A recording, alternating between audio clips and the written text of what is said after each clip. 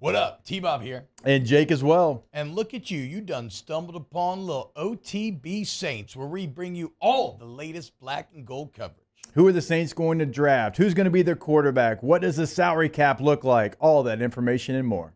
Hope you enjoy it. Like, subscribe. Brandon Staley, officially hired as Saints defensive coordinator.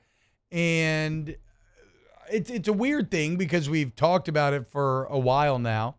In terms of kind of knowing that it was going to be him, it was going to be Nussmeier. But I guess, Jake, really for the Staley evaluation and maybe what he could bring to the New Orleans Saints, I think we have to lean on you because I don't know that anybody watched Brandon Staley closer in this market than did you as the head coach of your Bush League Bolts for all those years. And I know that by the end, from a head coach perspective, it looked like it was going to be good there for a minute. Yeah. But by the end, from a head coach perspective, I know you were done with him, but what do you think about maybe some of the value that he still brings as a defensive coordinator? Well, they got to make some changes on some of the personnel. If he's going to be true to who he is, they don't have the personnel right now to run what he wants to get done. So that will be interesting. Got to see who they bring in, and maybe, just maybe, somebody that hasn't worked out well can not thrive, but, you know, be a role and be somebody that can give you value. I'm thinking about maybe like an Isaiah Foskey. He's giving you nothing. Yeah. Absolutely nothing. And with maybe this change, can he give you something? And so that's going to be something to see where he goes personnel-wise. He's been a 3-4 guy. They're 4-3. Is he going to change his philosophy? Are the Saints going to have to add some players to – because it's not like it used to be where you had to have a 370-pound zero nose. You don't see that anymore. Even in a 3-4, you still kind of – you want more athletic people on the field. And so it's not the wholesale changes that it used to be, but some things will have to change as far as the personnel. And as a head coach, it ain't it. It's not. The playoff collapse that they had against Jacksonville, not being able to bounce back, anytime things got tough, they just would stay on the ground and never fought back to be better. It is kind of crazy because they went 9-8 to 10-7, but then you have the 28-point collapse, which then rolls into the 5-9, and it seems like everything just fell apart. And I remember during those stretch, I remember he was very, he'd make some questionable decisions, maybe in terms of the aggression, fourth down decisions that ended up losing more games than they won. But really, I think that maybe the most surprising part was when he was with the Rams in 2020, he had the NFL's best defense. Now, again, you got Aaron Donald that's going to do a lot for you in that regard. But it seemed like during his time with the Chargers, the defense was maybe not as dominant as you would have hoped from having a D coordinator as head coach. I mean, 27 points a game year one, 22-6 year two, 23-4 year three. Those are good numbers, but they're not maybe the numbers you expect when you hire the DC with the best defense in the league to be your head coach. Yeah, in 2020, the year T-Bob's talking about, total defense first, scoring defense first, passing defense first, rushing defense third, sacks second, third down conversion rate second. So they were not just first. I mean, they were dominant.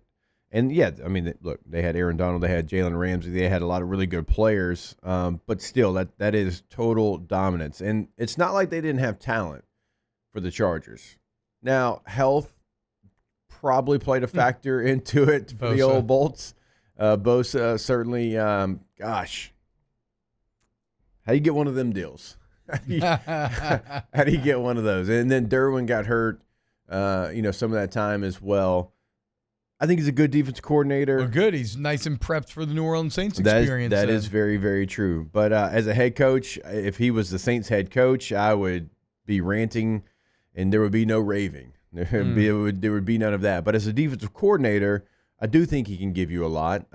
We have small sample size, very small sample size in what he's. I mean, as a true defensive coordinator, is that his only stop as a true defensive coordinator before he got rocketed to head coach? Yeah, the Rams. I mean, because he got. I'm trying to think what the time period was, and I used to know this, but I mean, he went from small college coach, to like here. I got it right now. Rocketing up. He goes, through all the grad assistant stuff. He was the defensive coordinator at John Carroll in 2013.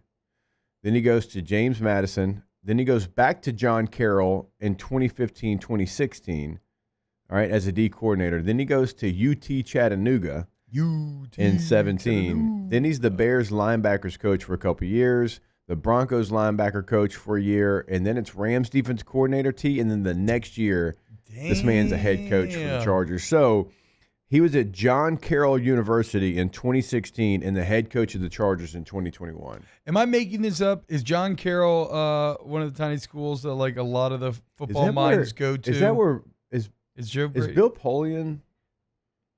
Is Polian the I don't know. You know, the there's AD like there? there's always like a couple of those smaller like D2 schools where it feels like all the like where you'll have an undue amount of coaches come out of there and be like, oh my God, that's Not where Bill that's where they Polian. cut their teeth. You're talking about Brian. Brian, yeah.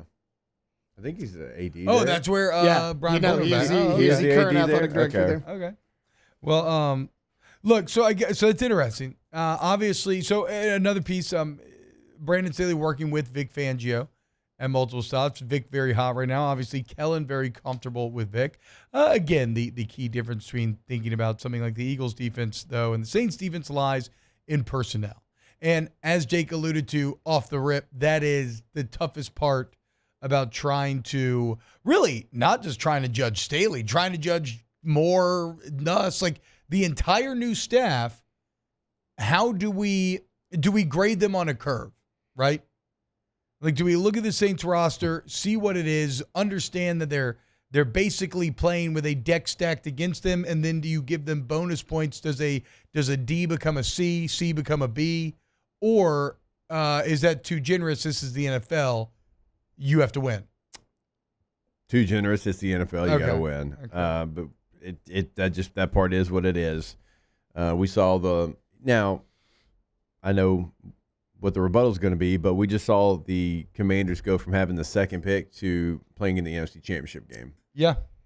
Now they got Jaden Daniels, changed a lot of math, but they went from picking second, not because they traded up, but because they earned the second pick, Yeah. and they went to the NFC Championship game. That's just the way the NFL is. And if the Saints don't have, playoff aspirations at the end of the season this year, that's going to be very disappointing. Like, they've got to be a team that's in the fight with a chance to make the postseason. Now, like, that's whatever that is, whatever that record is, that's what they have to get to. Is it 10 wins? Is it 11 wins? I don't know, but they have to try to make the postseason. Just what it is. Like, you're in a bad division, or one that's certainly not as tough as others. No, Kellen Moore said yeah. it. Yeah, in his opening press conference, she's like, I don't know. I think we could compete for the South. y'all are pretty bad. Yeah, so Saints fans as well as I do it, they're not going to be happy going out there and winning 7 games and going 7-10 and being like, oh, that's pretty good. That's pretty good. Yeah, but like, I know. It's But, challenging. 7-10 with maybe like, let's say you actually have a rookie do well and you're like excited about the draft. Like, I don't know. I feel it though. You're right. It's the NFL. Is they know grade on no curve. This is the big league. You just gotta put up good numbers. So we'll see, man. I like the staff overall, sure. But but that is the biggest hang up for me is the front office has done them no favors when you look at the cap, you look at the quarterback situation, you look at the roster as a whole, the age of the roster, all of that. And so a lot for Kellen Moore and company to overcome. We'll see what they can do. Wow, just amazing black and gold takes right there, Jake. I don't think I've ever heard any takes that are better than the two guys that just gave you that take. And you can keep getting them by going ahead and liking, subscribing, ringing the bell to get notifications when we post. Have a great day. We'll see you on the next OTB Saints.